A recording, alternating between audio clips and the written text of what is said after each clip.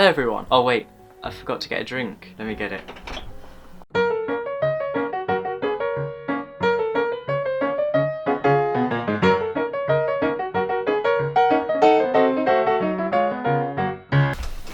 That's better.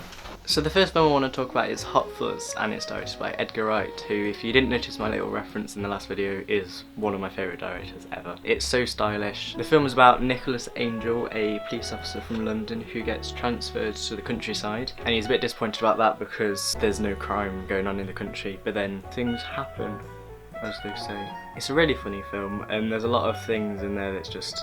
it's just great. I've probably watched this film more times than I have of anything else because it's so rewatchable. And not even just in an entertainment way, like every time you watch it you learn something new about it. There's a new like Easter egg that all like links things together. Every line in it is a reference to the ending and it's all foreshadowed, and it's really clever. Basically it's the film that made me want to do this because it was the first film when I saw it and I was like, oh, that's how it works. It's part of the Cornetto trilogy, so if you liked Shaun of the Dead or The World's End or any of Edgar Wright's films, check it out. This next film was recommended to me by Rosie and Hannah, who, you know who you are, guys. It's What We Do in the Shadows, directed by Taika Waititi, who I talked about him in the last video with Boy. This film is a mockumentary about a group of vampires and just how they live. It's just a lot of fun. It's completely different to any film.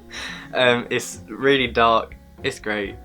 Taika Waititi is in it. He's one of the main vampires, but then there's also like loads. There's every type of vampire ever created, and also it just makes fun of every vampire film ever. And there's a TV show of it as well. There was one season that was last year, I think. On the day I'm recording this, they're releasing series 2 tonight, so that's very exciting. Another Taika Waititi film I want to mention is Jojo Rabbit, which was his most recent film. It won him his first Oscar for adapted screenplay as well as the BAFTAs. It's about this little boy who he really wants to be a Nazi and he loves Hitler and all that stuff. And then just to top it off, he has an imaginary friend of Hitler who's played by Taika Waititi. It should be really dark, and some bits are really like... I probably cried at this film more than anything else that I saw last year. The fact it's funny like makes the emotional bits a lot more gut punching. I don't want to spoil anything. Me and my mum saw it at the cinema and we were crying our eyes out. And they also play loads of like popular songs but in German, which I just thought was really funny. And it was nominated for Best Picture last year, so definitely one to check out.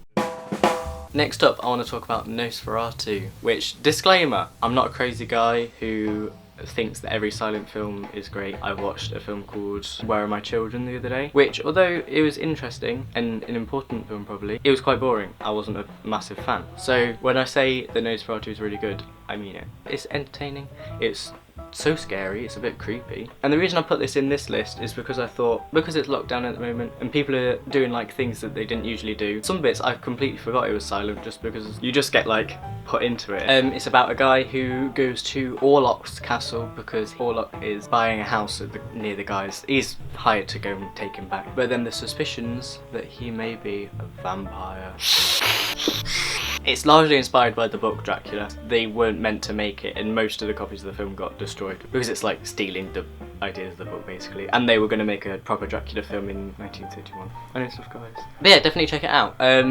May not be your thing, but you may find out that you like it. Raising Arizona is directed by the Coen brothers and is easily one of the most entertaining films I've ever seen. It's one of Edgar Wright's favourite films, so definitely check it out. It's about Hai, who is a prisoner who falls in love with the prison guard who's taking all of his headshots, and they end up married. However, they're not able to have children. They find out that the local furniture salesman called Nathan Arizona has just had a lot of children, so they decide to steal the baby, and it's just about them looking after the baby and trying to be parents even though they're completely like dysfunctional, and then like their guilt and how they like deal with their stolen baby. There's also 2 prisoners that were friends with Hai that escaped, and they end up living at the house, which makes it even more like what's going on. Definitely check it out. Okay, hear me out.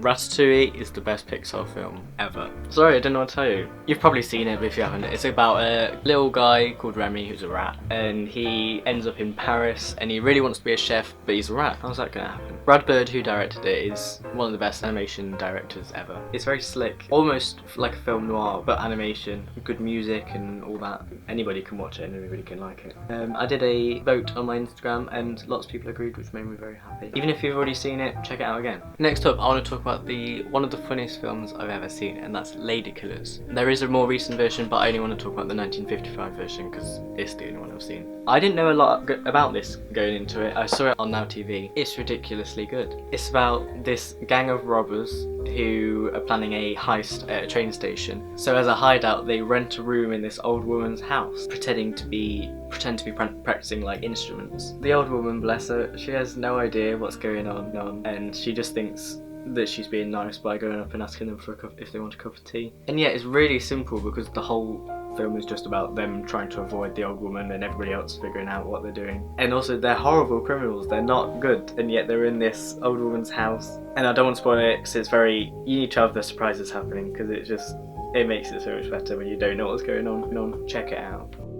When I first saw Perks of Being a Wallflower, I watched it again pretty much immediately. I'd never cried so much in my life. What you'd expect to be like a typical high school drama turns into something that takes all of your energy out of you. It's both heartwarming and breaking. It's about this boy called Charlie who's scared to go to school, where he meets Sam and Patrick, who are played by Emma Watson and Ezra Miller, who are great actors. They like everything that he thinks is really cool. They make him more outgoing, they make him try things, but then the whole time as you think this really sweet high school drama's going on, there's things that are really dark, crazy stuff that's going on. But yeah, I will always recommend this film. It is stupidly good.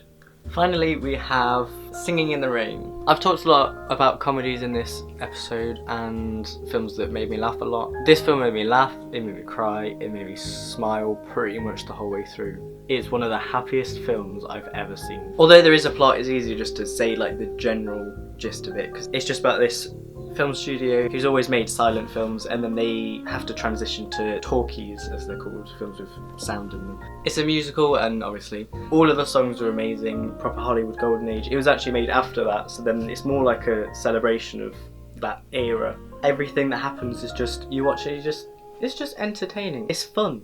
Just check it out, guys. Thank you for watching part 2 of my recommendations video. I hope you liked it. If you did, maybe give a little subscribe. ? And I'll see you in the next video. Thank you for watching. Bye. Hey guys, just want to say thank you to Johnny for helping me with the trailers and downloading all of the footage that I needed, and for Grace, she's just amazing, let's be real guys, and also for helping me with the silent film for the overlay that I put over it because my computer's silly and I couldn't do it. So Grace was lovely and did that for me, thank you. Don't forget to like this video, subscribe, I've already said that, but cheers, bye.